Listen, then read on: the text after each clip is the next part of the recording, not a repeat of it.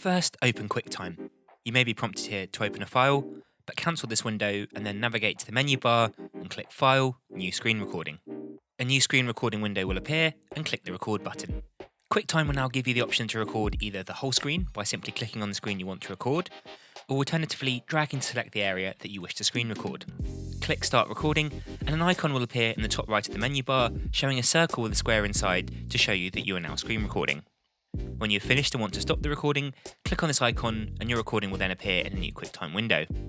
It's important to make sure that you save this recording by going to File, Export As, and here you can choose the resolution that you wish to save the screen recording in.